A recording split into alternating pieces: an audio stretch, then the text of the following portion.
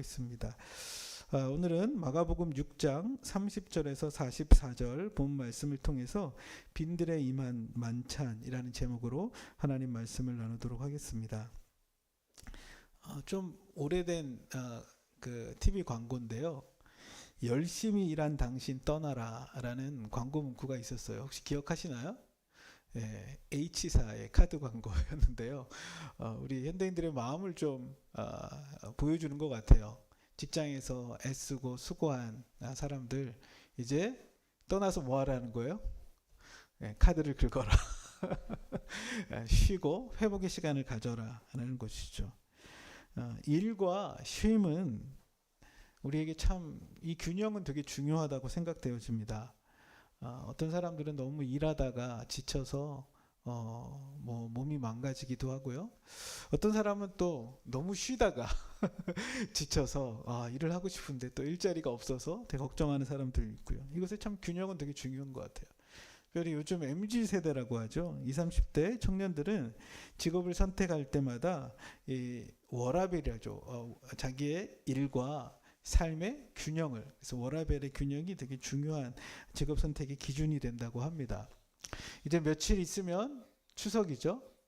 예, 추석 때 잘 쉴 수 있는 분도 있지만 또 쉬지 못하는 분도 있을 수 있을 것 같아요. 근데 이번에 연휴가 좀 긴데 며칠만이라도 우리가 좀 잘 쉬면서 재충전할 수 있는 그런 시간이 되기를 원합니다. 오늘 본문은 예수님께서 제자들을 보내셔서 말씀도 가르치고 또 귀신도 내어쫓고 병든 자들도 고치고 그렇게 제자들이 각 곳에 가서 사역을 하다가 이제 돌아오면서 이야기가 시작이 됩니다. 그들이 돌아와서 예수님께 예수님 이런 일도 있었어요. 저런 일도 있었어요. 우리가 말씀을 전할 때 그들이 놀라운 일들이 일어났어요. 예수님 우리가 주님의 이름으로 귀신을 내어 쫓을 때 그 사람이 온전히 회복되는 걸 봤어요. 이런 즐거운 일들을 나누고 있을 때 예수님이 어떻게 하세요? 따로 한적한 곳으로 가서 좀 쉬자라고 말씀하시면서 시작이 됩니다. 오늘 본문 30절부터 32절까지 우리 한번 같이 한번 읽어볼까요? 같이 한번 읽겠습니다. 시작. 사도들이 예수께 모여 자기들이 행한 것과 가르친 것을 낱낱이 고하니 이르시되 너희는 따로 한적한 곳에 가서 잠깐 쉬어라 하시니 이는 오고 가는 사람이 많아 음식 먹을 겨를도 없음이라. 이에 배를 타고 따로 한적한 곳으로 갈세. 제자들이 기쁨으로 아마 예수님께 이야기했을 거예요. 그렇죠? 누가복음에 보면 70인 제자들은 예수님께 돌아와서 너무나 즐겁게 예수님 정말 우리가 복음을 전할 때 이런 일이 나타났다고 이야기하는 것들을 봅니다. 그런데 예수님께서 그 제자들에게 무엇이라고 말씀하십니까? 우리 따로 한적한 곳으로 가서 잠깐 쉬자라고 말씀하십니다. 왜 그런 말씀하세요? 수많은 사람들이 예수님 곁에 있었거든요. 수많은 사람들이 그 제자들이 하는 일들을 통해서 예수님께로 나왔던 것 같아요. 그래서 그들이 무엇할 시간도 없었대요? 예, 밥 먹을 겨를도 없었다라고 말합니다. 그래서 그들과 함께 따로 한적한 곳으로 가십니다. 여기서 말하는 그 한적한 곳이란 말은 그 에레모스, 이게 광야와 같은 의미도 있다고 그래요. 사람들이 없는 곳으로 가자는 것이죠. 오고 가는 사람이 많아 쉴 수 없었던 그들에게 한적한 곳에 가서 다시 쉼을 갖자라고 말씀합니다. 근데 오늘 본문은 그 제자들을 가리킬 때 무엇이라고 표현하냐면 30절에 보면 사도들이라고 표현해요. 지금까지 복음서를 쭉 읽어보시면서 느꼈겠지만 그 예수님의 제자들을 가리킬 때 보통 제자라고 이야기하는데 오늘은 사도라고 표현하고 있거든요. 그렇죠? 여러분 사도라는 말이 의미가 무슨 뜻이죠? 사도란 보냄을 받은 자들이라는 거예요. 그렇죠? 그래서 이 보냄을 받았다라는 건 누가 중요한 거예요? 보낸 자가 중요해요. 그렇죠? 우리도 이제 그 각 나라마다 대사들을 파견하죠. 예, 대사들은 가서 무슨 일을 하는 거예요? 그 나라의 그것들을 대변하는 대통령의 명령이라든가 혹은 그 나라가 파견한 그 역할을 하는 거예요. 그게 대사의 역할이죠. 사도도 마찬가지죠. 사도는 누가 보낸 자의 그 말을 전하는 거예요? 예수님이 보낸 자의 말을, 예수님께서 보내셨죠. 그 보낸 자의 말을 전하고 보낸 자가 명령한 것들을 수행하는 거예요. 그리고 그 사도들, 보냄받았던 그들이 예수님께 다시 돌아와서 자신들에게 맡겨졌던 그 일을 예수님께 전하고 있는 것입니다. 근데 예수님께서 그들을 데리고 한적한 곳으로 가자라고 말씀하십니다. 여러분, 예수님께서 12사도를 세우셨던 본문이 마가복음 3장에 나오죠. 마가복음 3장 14절에 보면 예수님께서 그들을 세우신 이유가 무엇이라고 합니까? 자기와 함께 있게 하시고 또 보내사 전도도 하며 귀신을 쫓는 권능도 갖게 하려 하심이라 라고 말씀하세요. 예수님이 사도를 왜 세우셨다고요? 자기와 함께 하기 위해서, 그리고 보내서 전도도 하며 귀신을 쫓아내는 권능도 있게 하려 함이래요. 그래서 그 사도들이 나가서 주님의 복음을 전하며 사람들을 회복하는 일들을 해왔죠. 예수님 하셨던 일들을 했어요. 그리고 나서 또 어떻게 한 거예요? 예수님께 다시 돌아와 자기가 했던 일들을 이야기하는 거예요. 사도들의 첫 번째가 뭐라고요? 세우신 이유가 예수님과 함께하기 위해서. 사역을 하다 보면 사역하느라 너무 바빠서 예수님과 함께하는 시간을 놓칠 때가 많아요.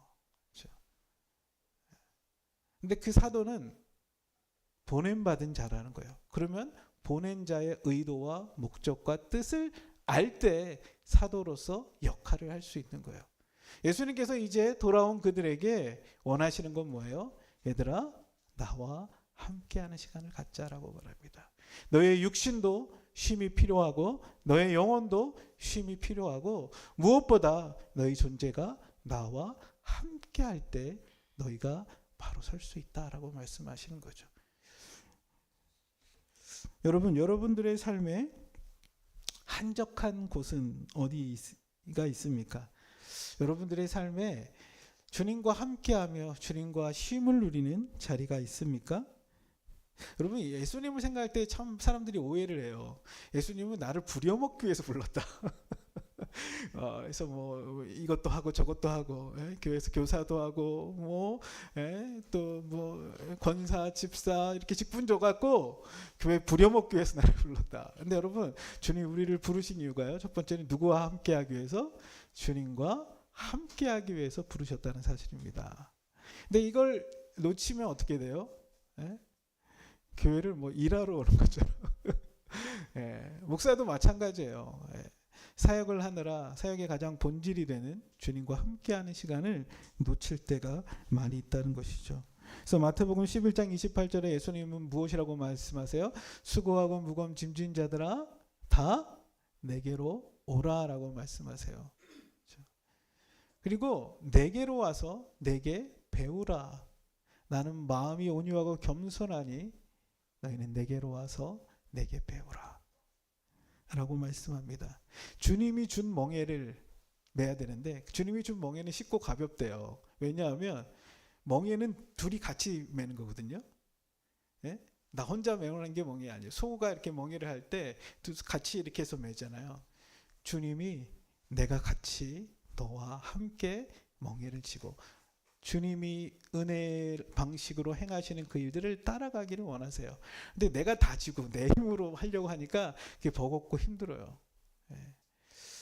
우리가 주님과 함께하는 그 시간을 통해, 주님을 깊이 만나는 그 시간을 통해, 주님과 교제하는 그 시간을 통해 우리의 영혼이 생기 있게 됩니다. 우리의 심령이 다시 살아나게 됩니다. 예수님은 그 제자들에게 너희가 행한 그 일로 기뻐하는 것보다 너의 이름이 천국에 기록된 것으로 인하여 기뻐하라고 다른 본문에서는 그렇게 제자들에게 얘기해요. 주님과 함께하는 그 기쁨이, 주님과 함께하는 그 영혼의 생기가 있을 때 우리의 삶에서 일어나는 많은 일들 속에서도 그것들을 주의 은혜 가운데 감당할 수 있는 자들이 됨을 기억할 수 있는 저와 여러분 되기를 원합니다. 그래서 여러분, 내 삶에 한적한 곳을 갖는 게 너무 중요해요. 제가 몇 해 전에 IMF 간사를 할 때 6개월 동안 안식월을 줬어요. 안식월. 네. 6개월 너무 기대를 했죠. 그래가지고 이게 되게 처음에 좋았어요. 그래서 한 달 동안은 뭐 헬라어도 배우고 뭐 이렇게 하고 돌아다니고 하다가 근데 내가 이거 안식월 이렇게 보내도 되나? 그런 생각하고 공부도 되게 좋긴 한데 그때 좀 주님과 나만의 한적한 곳이 있으면 좋겠다 생각이 들어서 혼자 강화도에 갔어요. 네, 강화도에 뭐 S 기도원에 혼자 갔어요. 왜 싸길래 거기 예약하고 또 거기 그 관리하는 집사님이 되게 친절하시더라고요. 전화를 했더니 목사님 언제든지 오세요. 그래서 제가 거기 갔죠. 가가지고 한 3일 정도 거기에 머물면서 처음엔 금식을 하려고 했어요. 그래서 하루 금식을 했어요. 근데 이제 그리고 나서 좀 심심하더라고요. 그래서 이제 혼자 강화도를 돌아다니다가 맛있는 식당을 발견해가지고 먹고 가야겠다. 그래서 밥도 먹고 또 돌아가서 기도도 하고 뭐 그런 시간을 가졌어요. 거기를 되게 알게 된 것만 해도 되게 좋았거든요. 근데 이제 그리고 나서 작년에였죠. 그 외에도 종종 갔는데 작년에 교회 개척을 좀 생각하고 한 10월 중순쯤이었던 것 같아요. 거기 왠지 또 가고 싶더라고요. 그때도 2박 3일 혼자 들어갔어요. 가서 지금 우리가 나누고 있는 그 책 있잖아요. 복음과 하나님 나라 제자도 그 책을 혼자 가서 읽었어요. 쭉 읽으면서 복음에 대해서 그리스도의 제자로 살아가는 것들에 대해서 다시 고민하고 교회를 세워가는 그 과정들에 대한 하나님 앞에 좀 기도하는 시간들을 가졌던 것 같아요. 그러면서 뭐 막 그런다고 막 내 영혼이 막 갑자기 막 없던 힘이 생기고 막 그러진 않았는데 쉴 때 찾아오는 은혜는 뭐냐면 내 마음속에 뭔가 조금씩 차오르는 것 같은 다시 마음의 기쁨도 생기도 마음의 공간도 주님과 함께하기 시작할 때 내 마음에 무엇인가 조금씩 차오르는 그런 경험들을 했던 것 같습니다. 그 제임스 에머리 화이트라는 그 신학자 목사님은 그분은 한 달에 반나절은 꼭 주님과 나만 갖고 있는 시간을 확보하고 그 시간을 제일 삶의 우선순위를 두고 살아간다고 합니다. 여러분의 삶의 한적한 곳은 어디입니까? 예수님의 사역도 보면 어때요? 우리가 어제 큐티 강의 들었잖아요. 이른 새벽 한적한 곳에 가서 주님과 기도하셨던 주님. 오늘 이 오병이어의 사건 이후에 예수님은 또 밤늦게 어디를 가세요? 홀로 산으로 가서 그곳에서 기도하시는 모습을 보여줍니다. 여러분, 우리가 너무 뭐 그것이 주의 일이 됐건 혹은 뭐 내가 하는 일이 됐건 그것 가운데 매몰돼 있다가 그 일이 잘 되면 기뻐하고 안 되면 실족하고 그것에 반복된 그것들로부터 잠깐 떨어져서 오늘 예수님이 한적한 곳으로 가서 잠깐 쉬자라고 말씀하셨던 그 말씀이 우리에게 있기를 축복합니다. 그래서 주님 앞에 머물고 주님과 함께하며 내 존재가 가지가 포도나무에 붙어 있을 때 열매를 맺는 것처럼 내가 주님 안에 거하는 자임을 기억하며 살아가는 저와 여러분 되기를 원합니다. 그래서 예수님이 그 제자들을 데리고 한적한 곳으로 가시려고 했어요. 배를 띄워서 한적한 곳으로 가려고 하는데 이 주변에 있던 이 사람들이 그걸 눈치를 챈 거예요. 이제 이 제자들이 예수님과 함께 어디로 이동하네. 여러분 갈릴리 호수가 뭐 그렇게 태평양처럼 넓지가 않잖아요. 육안으로 가면 보여요. 다 보여요. 예수님 제자들이 이렇게 움직이네. 그래서 딱 보고서 어떻게 하는 거예요? 그 배를 따라 달리기 시작하는 거예요. 오늘 본문에 보면 도보로 달렸다라고 하거든요. 그만큼 이 무리는 갈급한 마음이 있었던 것 같아요. 그래서 어떻게 해요? 예수님과 제자들이 가는 방향을 향하여 잽싸게 뛰어가는 거죠. 네. 그 누가 보면 여기 베세대 광야라고 하는데 그곳으로 뛰기 시작하는 거예요. 막 사람들이 먼저 그러니까 배보다 사람들이 더 빨리 온 거예요. 아마 뛰어서 도착한 사람도 있고 좀 늙은 분들은 이제 나이 드신 분들은 좀 늦게 도착하고 젊은 사람들은 먼저 도착하고 애들이랑 엄마랑은 좀 천천히 왔겠죠. 그래서 남자들이 먼저 와 있었는지도 모르겠어요. 그래서 남자들 5천 명이 있었다고 하는데 그 많은 사람들이 그곳에 몰려와 있는 거죠. 완전히 이들의 계획은 산통이 났죠. 망했네. 그럴 수 있는데 예수님이 그 무리를 바라보시면서 오늘 본문에 보면 불쌍히 여기셨다라고 말씀하세요. 우리 한번 3절부터 34절 말씀 한번 같이 읽어볼까요? 33절, 34절 시작. 그들이 가는 것을 보고 많은 사람이 그들인 줄 안지라.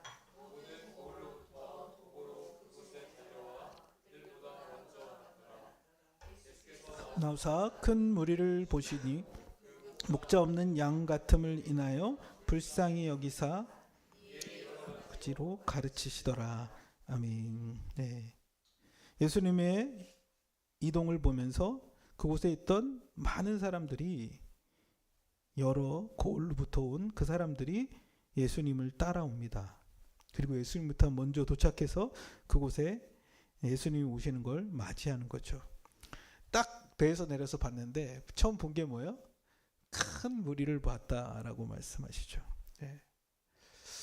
남자만 5,000명 모였으면 뭐 가족들, 아이들 또 아내 이렇게 왔으면 한 몇 명, 거의 한 최소 10,000명 이상은 모이지 않았을까요? 뭐 한 20,000명 정도 모였다고 하는데, 예. 지금도 뭐 그런 이런 콘서트장 가면 몇천 명만 모여도 엄청나잖아요, 열기가. 예. 예수님 당시는 인구가 훨씬 적었던 시대잖아요. 근데 한 2만 명이 모였다. 예.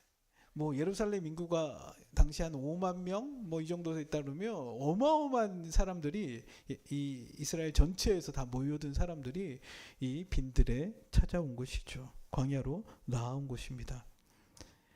그런데 예수님이 그 무리를 보시는데 그 무리를 어떻게 보십니까? 목자 없는 양 같음을 인하여 불쌍히 여기시더라 라고 말씀하십니다. 목자 없는 양, 어떤 신세예요? 인도자가 없는 거죠. 보호자가 없는 거예요.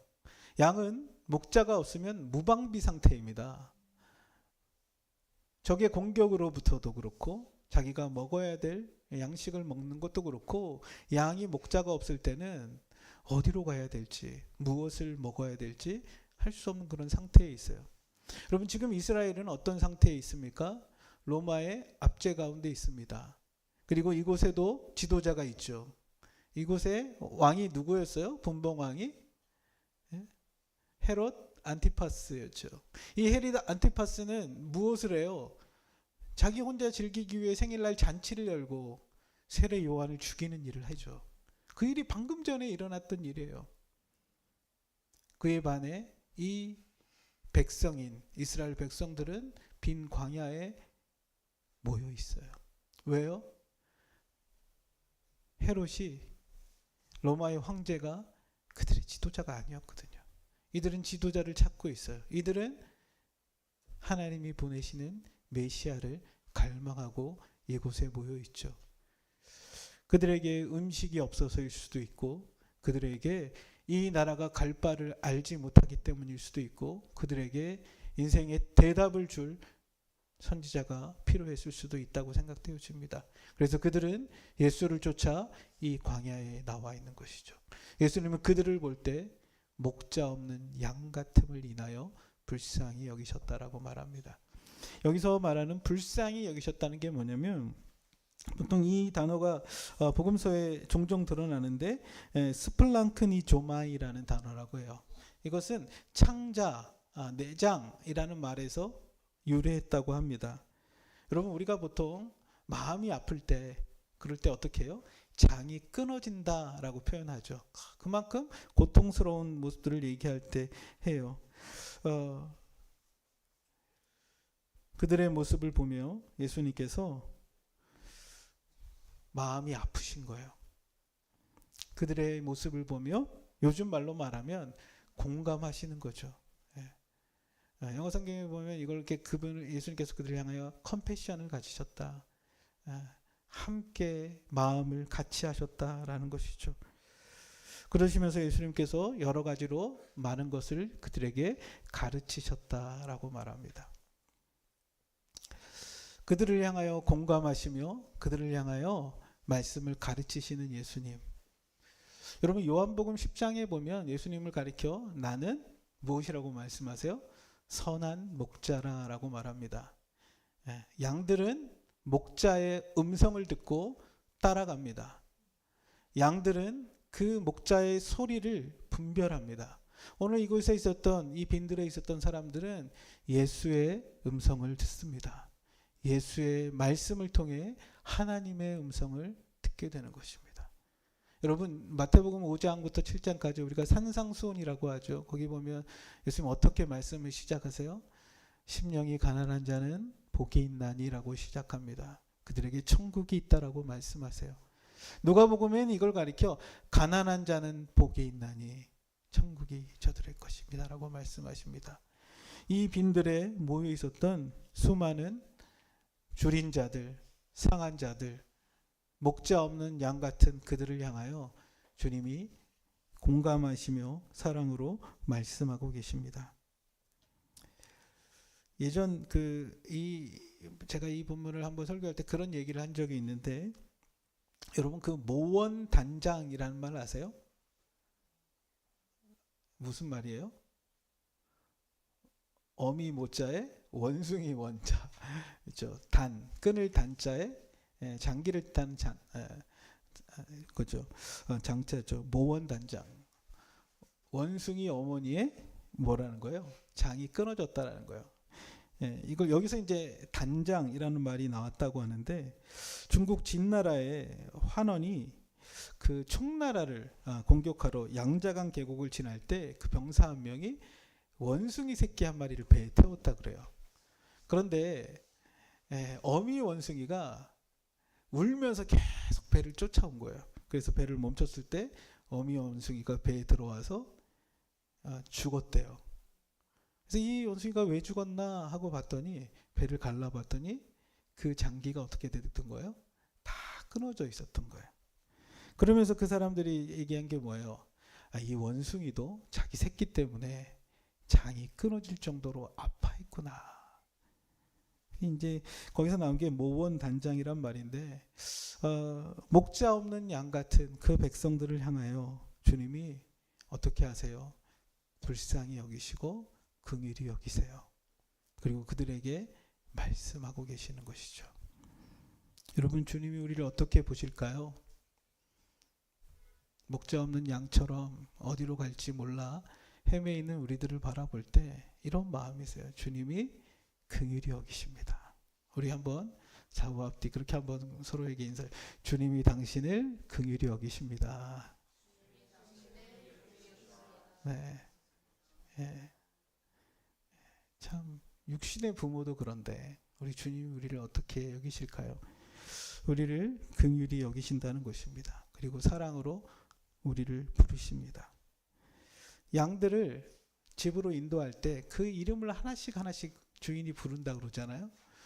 주님이 우리 이름을 그렇게 부르시겠죠. 사랑하는 아무개야, 사랑하는 누구야, 내 집으로 오라 라고 부르시는 것이죠. 예수님은 그곳에서 밤이 맞는 줄, 저녁이 오는 줄 모른 채 그곳에 모인 사람들을 말씀으로 가르치십니다. 하나님 나라가 어떤 것인지, 주님의 나라가 이루어진다는 게 무엇인지 그들에게 말씀을 풀어 가르치십니다. 그런데 그곳에 이게 못마땅한 사람이 있어요. 누굴까요? 이 상황이 못마땅한 사람들. 예수님의 제자들이죠. 분명히 예수님은 쉬자고 했는데 지금 우리 쉬러 왔는데 예수 이게 뭐예요 지금. 그리고 저녁이 다 돼가고 있는 중앙의 시간이죠. 그래서 어떻게 얘기합니까? 예수님한테, 예수님 지금 저녁이 되었고 이곳은 빈들입니다. 이곳에 있는 사람들이 여기서 굶어 죽을 수는 없지 않아요? 그러니까 어떻게 하자는 거예요? 이 사람들을 다 마을로 보내서 먹게 하자는 걸 제안을 해요. 우리 한번 35절, 36절 같이 읽어볼까요? 시작.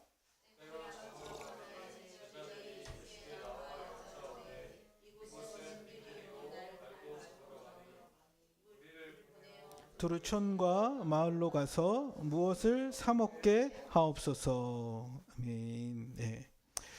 네. 제자들의 이 현실 인식은 맞죠? 저녁이 다 됐어. 이 빈들에 먹을 게 없잖아요. 그러니까 어떻게 하자는 거예요? 이 사람들을 보내가지고 거기 가서 사 먹게, 뭐 음식이라도. 저녁 너무 늦으면 가게 문 닫아요. 먹을 수가 없어요. 그러니까 어떻게 하는 거예요? 빨리 가서 보내서 이 사람들 먹게 하자는 거예요. 우리가 빈들에서 예수님 말씀 듣는 것도 좋은데 또 우리가 육신이 있잖아요. 배고프잖아요. 가서 먹게 해야 되지 않겠어요? 라고 이야기하는 거예요. 어찌 보면 자기네들도 배가 고팠는지 모르겠어요. 예수님, 우리가 먹을 거 조금밖에 없어서 이거 갖고 다 해결이 안 돼요. 보내주자는 거예요. 네. 제자들이 현실에 대한 인식은 빨랐던 것 같아요. 그리고 그들의 필요도 잘 봤죠. 예, 거기 보니까 사람들을 보니까 예수님 말씀에 귀 기울인 사람도 있지만 아마 배가 고파가지고 빨리 배고픈데 엄마 빨리 집에 가 뭐 이렇게 생각하는 애들도 있었지 않을 거예요. 그러니까 어떻게 하는 거예요? 예수님께 제안을 하는 거예요. 예수님, 지금 저녁이고 밤이 되면 여기가 추워져요. 또 이 사람들 아무것도 못 먹어서 너무 배고픈 상태에 있어요. 보내서 그래도 끼니는 채우게 해줘야 되지 않겠어요? 그렇게 예수님께 제안하는 거예요. 그랬더니 예수님이 뭐라고 말씀하세요? 예수님이 너희가 먹을 것을 주라고 말씀하세요. 우리 한번 30 몇 절입니까? 예, 37절을 한번 읽어볼까요? 시작. 대답하여 이르시되 너희가 먹을 것을 주라 하시니 여짜오되 우리가 가서 200데나리온 떡을 사다 먹이리까. 예수님께서 너희가 먹을 것을 주라라고 말씀하세요. 당황스럽지 않았겠어요? 예? 예. 아니 여기 5,000명이나 남자만 5,000명 뭐 2만 명 모였다 그러면 이 사람들 우리가 어떻게 다 이거 먹을 거를 줄 수 있단 말인가요? 상식적으로 납득이 안 되지 않습니까? 그래서 이들이 생각했던 건 뭐냐면 그럼 우리가 가서 2박 데나리온 어치에 먹을 걸 사다가 이 사람들이 갖다 줘야 되냐는 거예요. 그게 합리적이지 않아요? 예수님 여행 중에 뭐 회계를 담당했던 우리 유다도 있었고 그러니까 돈이 있었을 수도 있겠죠. 근데 여러분 200데나리온이면 얼마예요? 한 데나리온이 그 당시 노동자의 하루 품삯이거든요. 그럼 하루 품삯을 만약에 한 10만 원만 잡아도 200데나리온이면 얼마죠? 계산이 안 됩니까? 예, 2천만 원. 2천만 원 정도 든다는 거예요. 제가 계산해 봤어요. 이곳에 만약 5천 명만 있다고 해도 만 원씩 먹으면 얼마예요? 5천만 원이에요. 예, 근데 뭐 당시 물가 생각해서 좀 뭐 싼 거 국수 이렇게 뭐 1,000원짜리 뭐 2,000원짜리 먹는다 해도 2만 명이면 좋기 2천만 원 이상 드는 돈이에요. 한 끼 식사에 2천만 원을 태우시겠습니까? 이거 우리 어떻게 감당하게 됩니까? 우리 예산이 없는데, 우리 재정이 없는데 이거 어떻게 예수님이 감당하시려고 하십니까? 라고 이야기하는 것일 수도 있겠죠. 근데 예수님은 너희가 먹을 것을 주라라고 말씀하시면서 그러면 너희들에게 있는 게 뭐니? 라고 물어보세요. 너희한테 뭐가 있는지 알아보고 와라. 38절, 39절 한번 읽어볼까요? 38절이에요. 38절 시작. 이르시되 너희에게 떡 몇 개가 있는지 가서 보라 하시니 알아보고 이르되 떡 5개와 물고기 2마리가 있더이다 하거늘. 아멘. 예. 그들에게 있는 게 뭔지 알아보고 와라. 그랬더니 뭐가 있었대요? 떡 5개와 물고기 2마리. 네. 예, 떡 5개와 물고기 2마리. 이게 몇 명 먹을 수 있을까요? 이 당시 보통 사람의 하루 식사 정도, 한 끼 식사 정도 됐다 그래요. 아니 이거 지금 한솥 도시락 하나 있는데요. 갔더니 여기 뭐 김밥 2줄 있어요. 이거 갖고 택도 없다고 얘기하는 것이죠. 너희에게 있는 걸 알아봐라. 그래서 알아봤더니 도시락, 그 누가복음에 보면 어떤 소년의 그 어떤 아이의 도시락, 이 보리떡 5개, 물고기 2마리 이거밖에 없어요라고 얘기하는 거죠. 그때 근데 예수님이 뭐라고 말씀하세요? 그걸 내게로 가져오라라고 말씀하세요. 우리 한번 40절 39절이죠. 39절 같이 읽어볼까요? 시작. 제자들에게 명하사 그 모든 사람으로 때를 지어 푸른 잔디 위에 앉게 하시니. 제자들에게 명했던 첫 번째가 뭐였냐면 그 제자들을 명하사 모든 사람을 때로 지어 푸른 잔디 위에 앉게 하셨대요. 그래서 50명씩 100명씩 그곳에 앉히시는 거예요. 예수님 뭐 하시려고 이렇게 하실까요? 나눠주기 편하게 이렇게 앉혀요. 여기 식당이 그룹으로 이렇게 묶는 거예요. 그래서 이들이 나눠줄 때 잘 받아서 그곳에 먹을 수 있도록 앉히시는 거죠. 이미 예수님은 그들을 먹이시려고 작정하셨어요. 그래서 어떻게 하시는 거예요? 그곳에 앉히셨다. 요즘은 우리는 뭐 식당에 가면 의자에 앉아서 먹지만 당시 사람들은 어떻게 식사를 했어요? 비스듬하게 누워가지고 이렇게 막 이렇게 먹었다 그러잖아요. 로마에서는 이렇게 자리에 앉아서 먹었다 그래요. 그래서 어떻게 하는 거예요? 식사 준비를 시키시는 거예요. 뒤로 앉히시는 거예요. 50명씩, 100명씩. 어떤 신학자는 이걸 보면서 하나님 나라의 백성들의 군대의 모습을 보여준다 이렇게 얘기하는 분들도 있어요. 혹은 이 사람들이 그곳에 있었던 푸른 잔디 위에 앉았다라고 말하잖아요. 목자 되신 그분이 그의 양들을 먹이시는 모습을 그려주는 시편 23편의 그림을 이야기하기도 해요. 그들은 그곳에 앉아 있죠. 그런데 여러분, 이 잔디가 있었다는 건 아직 건조하지 않은 때라고 하는 거예요. 비가 오고 있을 때라는 거예요. 이스라엘 백성들의 이게 보면 이제 그 이른 비와 늦은 비가 있잖아요. 늦은 비가 온 이후에 풀이 있을 때가 있어요. 그때가 언제냐면 보통 3월쯤이라 그래요. 3월. 요 때가 언제입니까? 3월. 우리가 유대인이 아니라 잘 모르죠. 근데 6월절이 다가오는 때예요. 6월절이 다가오는 때. 이따가도 보겠지만 예수님이 떡을 떼고 이들에게 나누어 주라고 하는 것들은 마가복음 14장에 나오는 예수님의 6월절 만찬의 그림을 보여주는 말씀과도 연결되어 있죠.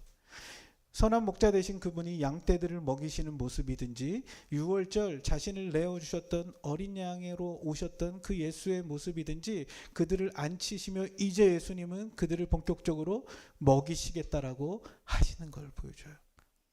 먹을 준비가 됐죠. 그리고 예수님 어떻게 하십니까? 떡을 가지사 축사하시고 떼어 제자들에게 나누어 주라고 주고 계세요. 우리 한번 41절입니다. 같이 읽어볼까요? 예수께서 떡 5개와 물고기 2마리를 가지사 하늘을 우러러 축사하시고 떡을 떼어 제자들에게 주어 사람에게 나누어 주게 하시고 또 물고기 2마리도 모든 사람에게 나누심에. 아멘. 오병이어 사건과 일치하는 동사가 나오는 데가 어디냐면 마가복음 10장에 나오는 예수님의 마지막 만찬의 모습과도 같은 동사가 나와요. 이 4가지 동사 뭐예요? 떡을 가지사, 이게 취하다는 거예요. take, 람바노라는 동사인데 이걸 가지사 어떻게 하세요? 축사하셨다. 축사하셨다, 감사 기도하셨다라는 것이죠. 예수님이 그것을 가지사 감사하며 기도하십니다. 이게 이제 유로게오라고 하는데 식사 자리에서 이것을 주신 하나님 앞에 감사 기도 드리시는 거예요. 그리고 어떻게 하세요? 그것을 떼어 이렇게 브레이크 하는 거죠. 그것을 뜯어냅니다. 떡 5개를 또 뜯으세요. 찢으시죠. 그리고 어떻게 하세요? 제자들에게 주셔요. give 하시는 거죠. 근데 이게 이제 디돔이라는 동사인데 보통 이렇게 선물이라는 의미도 있고 그분이 우리에게 주셨다라는 거예요. 그분이 떡을 받으사 감사 기도드리고 떼어서 그 제자들에게 나누어 주라고 주시는 상.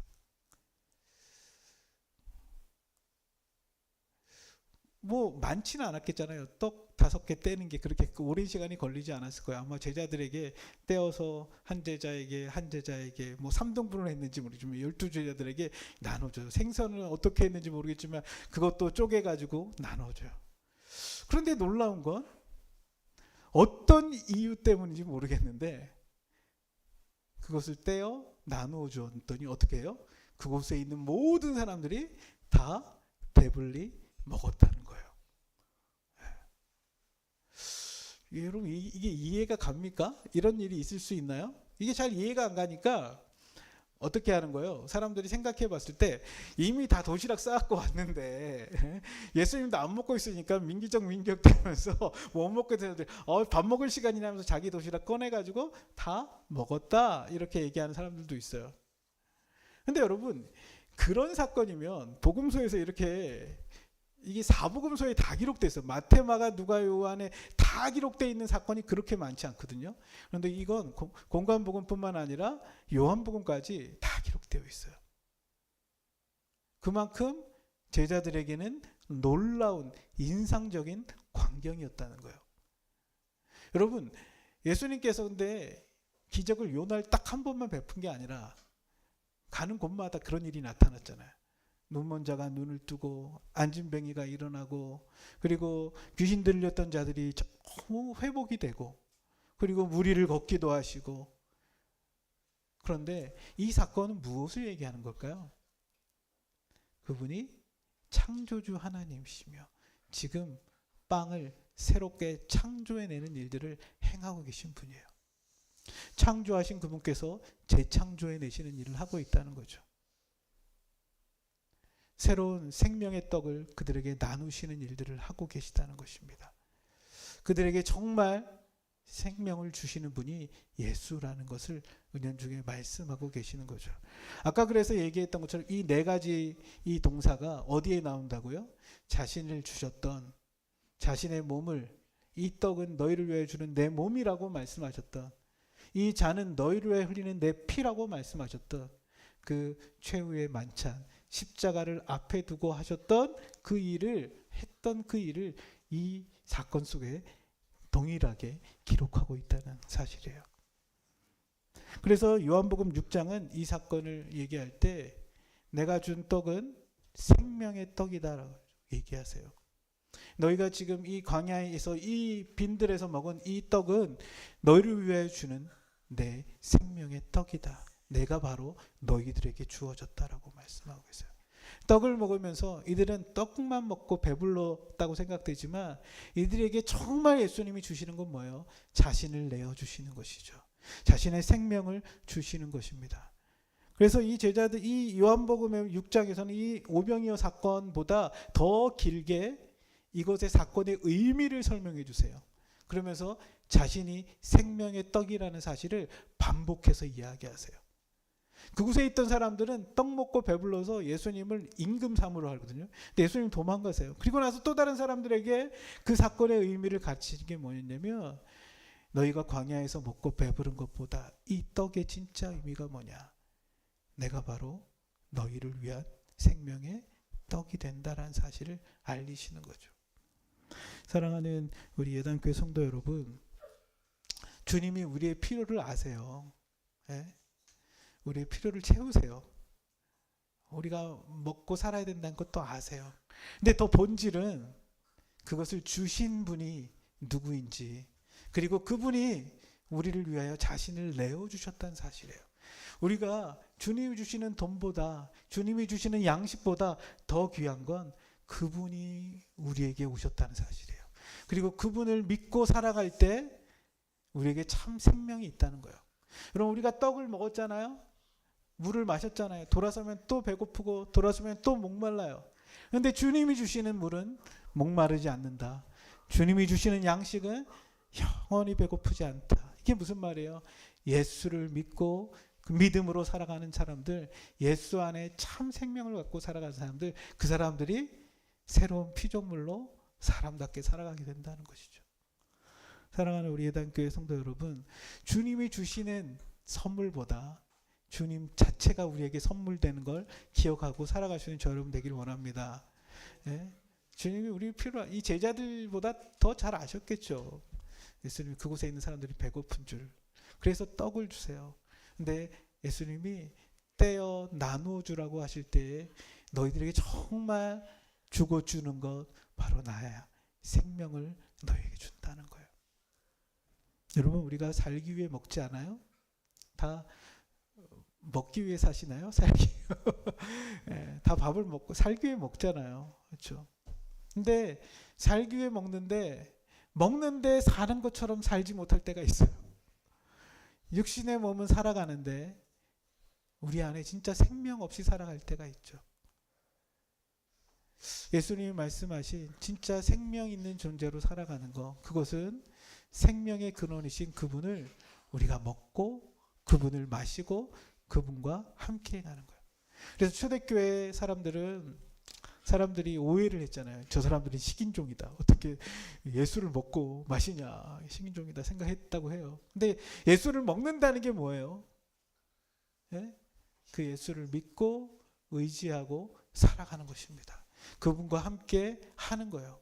예수님이 한적한 곳에 가서 내가 너희와 함께 하겠다고 하셨던 것처럼 그와 함께 영적인 교제와 사귐 속에 살아가는 것입니다. 그분이 내 안에 계시고 그분이 나의 존재 속에 거하시는 것이죠. 음식을 먹을 때 음식이 들어와 내 살이 되고 피가 되는 것처럼 살아계신 그리스도께서 성령으로 말미암아 우리 안에 내주하시며 믿음으로 주님과 함께 동행하기 시작할 때 그분의 영이 우리와 함께하는 것, 그것이 주와 함께 살아가는 생명의 교제의 삶인 것입니다. 여러분, 영생은 죽어서 내 영혼이 저 천국에 거기 안에만 있는 게 아니라 영생은 뭐라고요? 요한복음 10장에서 유일하신 하나님과 그의 보존자 예수 그리스도를 아는 것이다. 그분과 함께하며 그분과 동행하며 믿음으로 그분과 함께 살아가는 것이다 라고 말씀하시는 것입니다. 그때 어떤 일이 벌어져요? 다 배불리 먹고 남은 조각이 몇 개요? 12바구니. 네, 이것도 해석하는 분도 있어요. 12바구니, 왜 12바구니였을까? 엄청 많이 남았다. 그런 것일 수도 있고요. 예수님 버리는 거 아까워가지고 다 먹으라고 했다. 이렇게 하는 사람도 있는데, 그곳에 있는 제자들이 몇 명이었어요? 12명이었어요. 그 제자들이 다 바구니 다니면서 다 모았던 거예요. 그거 보면서 이 제자들이 뭘 생각했어요? 아, 우리는 이들의 필요만 보고 우리 가진 게 너무나 적다 생각했는데 주님 보리떡 5개, 물고기 2마리라도 12바구니를 남기고 이곳에 있는 모든 사람들을 먹이시는 분이 우리 주님이시구나. 그분은 창조의 하나님이시며 그분은 이 땅에 생명을 주시는 분이시구나. 그 일들을 경험한 게 아닐까요? 여러분, 여러분들이 갖고 있는 것 너무나 적은 것 같다고 생각되는 분 있어요. 그렇죠? 여러분 집에 다 쌀이 있죠. 쌀. 예? 당시 보리떡 물고기 쌀 5바구니 혹은 보리떡 냉장고에 생선 2마리 있을 수 있어요. 예, 그런 걸 통해서 사람들을 먹이고 나누기 시작할 때, 근데 단순히 물질의 나눔만이 아니라 그분이 생명을 주신다는 것 기억하며 나누기 시작할 때 그 안에 생명의 역사들이 일어나지 않을까요? 저희 교회도 작은 교회, 그렇죠? 우리가 나눌 수 있는 게 뭐가 있을까? 우리 사례비도 안 나오는 교회인데 뭘 나눌 수 있을까 고민할 수 있지만, 그래서 제가 초반부터 많이 나누기 시작했잖아요. 우리 이곳에 있는 새꿈학교 다문화 어린이들에게, 또 이 청학 중학교에 있는 친구들에게 뭐 오는 대가는 없어요. 근데 우리가 나누기 시작할 때 그 속에 생명의 교제가 일어나는 일들이 나타나기를 원하는 마음으로 나누는 것이죠. 그리고 그 속에 주님의 사람들이 세워지기를 원하는 마음으로 나누는 거죠. 어떤 분이 그러더라고요. 너희 교회부터 일단 자립하고 해라. 그래서 그런 날이 언제 올까요? 또 그렇게 된다고 해도 나눌 수 있을까요? 보리떡 5개와 물고기 2마리 있을 때 나누기 시작할 때 그 속에 주님의 영이, 주님의 일하심이, 주님의 생명의 창조의 일들이 나타나는 게 아닐까요? 오늘 저는 이 말씀을 이렇게 묵상하면서 좀 그런 상상력이 들었어요. 주님, 우리가 가진 것들이 비록 보리떡 5개와 물고기 2마리밖에 없지만 주님께 맡겨드립니다. 주님, 축복하시고 우리를 통해서 이곳에 있는 수많은 목마른 자들에게, 배고픈 자들에게, 생명 없는 자들에게 주님의 그 생명이 흘러가게 하여 주십시오. 여러분의 가정에, 여러분이 살고 있는, 일하고 있는 그 직장에, 또 여러분들이 만나는 그 사람들에게 여러분이 주님이 주신 걸 주께로 드릴 때 주님의 통로가 되어 주님이 일하시는 생명의 역사들이 나타나는 우리의 삶의 자리가 되기를 원합니다. 우리의 교회가 되기를 원합니다. 우리의 삶의 모습들이 그렇게 살아갈 수 있게 되기를 원합니다. 말씀을 맺겠습니다. 오늘 예수님께서 제자들에게 한적한 곳으로 가자고 하십니다. 주님과의 사귐으로 나오라는 것이죠. 여러분, 한 주간의 삶 속에 우리의 한적한 곳을 찾을 수 있기를 축복합니다. 우리가 10분이 됐든 20분이 됐든 말씀과 기도로 주님과 교제하는 그 시간이 있기를 원합니다. 주님이 목자 없는 양 같은 그 무리를 보시며 긍휼히 여기셨던 것처럼 이건 주님의 마음을 가진 사람들이 볼 수 있는 거예요. 목자 없는 양들을 바라볼 수 있는 이 긍휼이 우리에게 있기를 원합니다. 저는 복음서 읽을 때마다 예수님의 이 마음, 목자 없는 양을 바라봤던 그 주님의 마음을 갖게 해달라고. 그때 사랑 가운데 말씀을 나눌 수 있습니다. 주님, 우리에게 긍휼한 그 마음을 주십시오. 주님의 그 마음을 주십시오.